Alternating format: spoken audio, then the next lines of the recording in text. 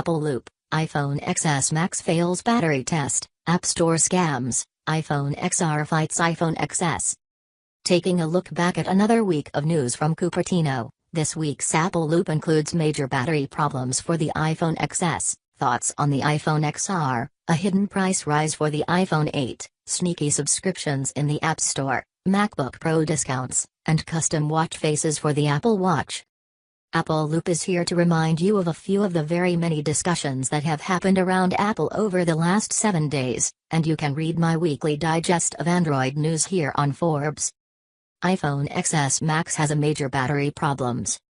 There's been a lot of discussion around iPhone battery life. Once you start using a controlled testing regime and can accurately replicate actions every time, on multiple handsets, comparing apples, to oranges becomes a bit easier. Phone Buff has done just that, and the iPhone XS Max is losing out to the Note 9. Once the XS Max hits zero battery charge, the Note 9 still has 37%. Forbes' Gordon Kelly reports.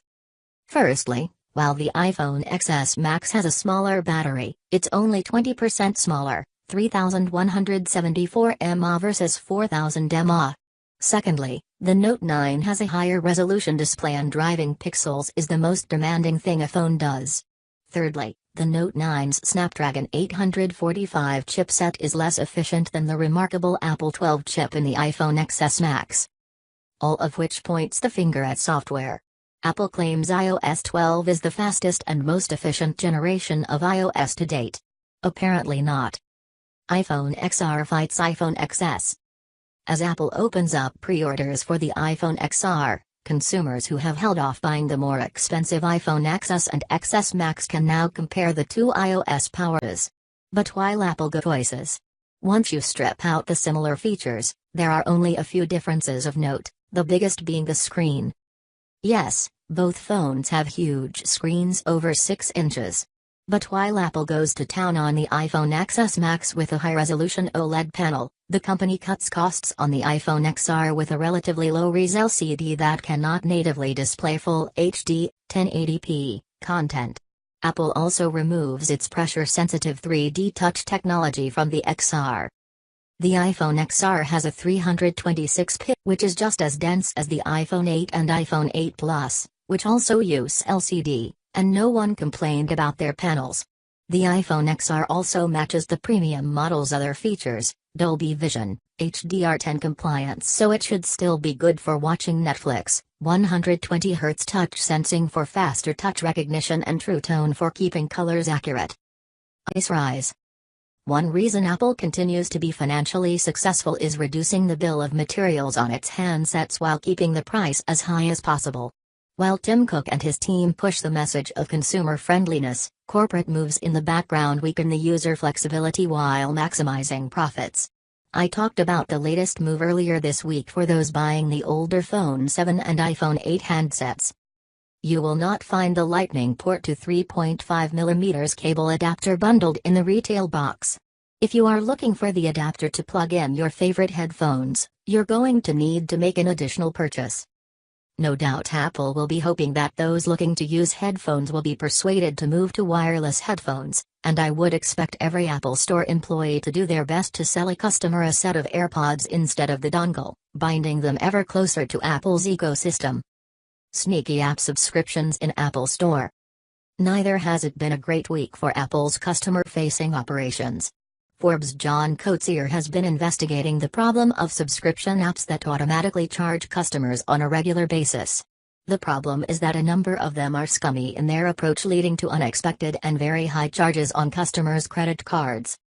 Users open the app and quickly tap a Start button or Continue button on the first page, iPhone owner Julie Plum told me via email. Unfortunately, this loads the Apple payment prompt instead of starting the free app as most users would expect.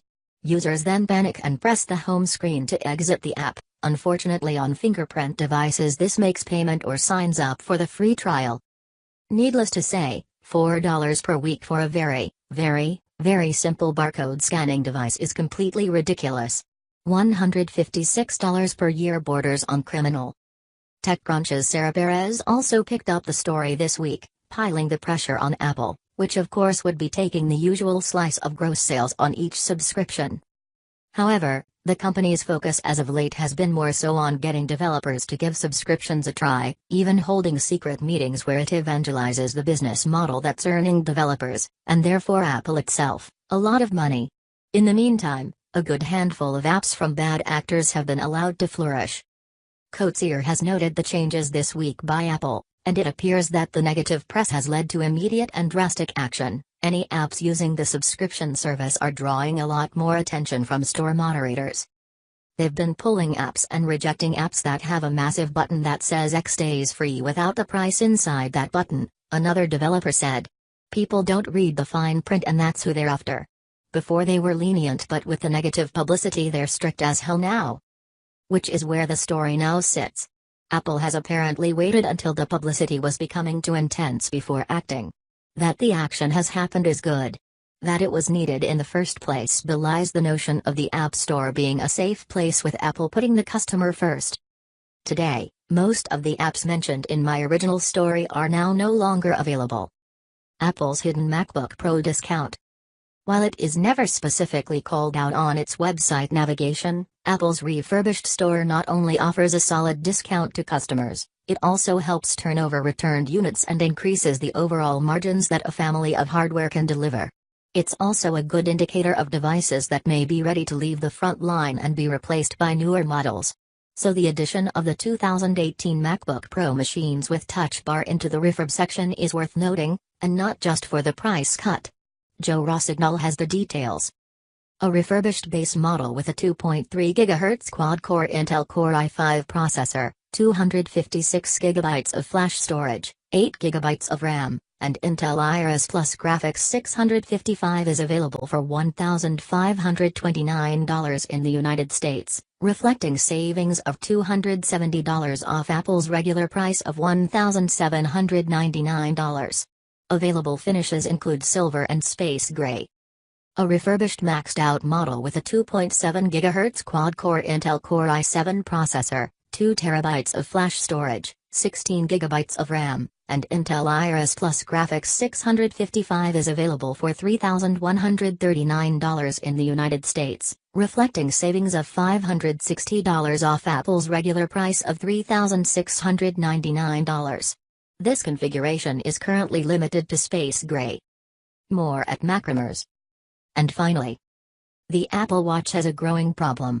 It's not very good as a watch, specifically glancing at the watch face and realizing that you can't quickly tell the time in the same way as you can with pretty much every other watch in the world. Apple thinks it knows best, but many argue in this case it is wrong. Mark Warmont writes, "The Apple Watch is an amazing feat of technology. It's a computer. It can display anything. With no mechanical or physical limitations to hold us back, any watch face design from anyone could plausibly be built, enabling a range of creativity, style, and usefulness that no single company could ever design on its own. But they won't let us. In a time when personal expression and innovation in watch fashion should be booming, they're instead being eroded, as everyone in the room is increasingly wearing the same watch with the same two faces." Chance Miller is one of many calling out for third-party watch faces to become part of the Apple Watch ecosystem. Personally, I think it's absolutely time for third-party watch faces on Apple Watch. Opening up the process to additional developers and designers will undoubtedly yield some very useful and visually pleasing faces. I do, however, think Apple would need to employ a rather stringent approval process for third-party watch faces. For instance, many classic watch face designs are trademarked by their original creator, and Apple would have to walk a fine line ensuring that third-party creations for Apple Watch does not infringe on any of those designs. The call to action is at 9 to 5 Mac. Apple Loop brings you 7 days worth of highlights every weekend here on Forbes. Don't forget to follow me so you don't miss any coverage in the future. Last week's Apple Loop can be read here, or this week's edition of Loop's sister column, Android Circuit, is also available on Forbes. I am known for my strong views on mobile technology, online media, and the effect this has on and communication will have on the public conscious and existing businesses. I've been following this space for over 10 years, working with a number of publishers, publications and more. Follow me on Facebook. Find more of my work at ewanspence.co.uk, on Twitter, and LinkedIn. You should subscribe to my weekly newsletter of trivial posts.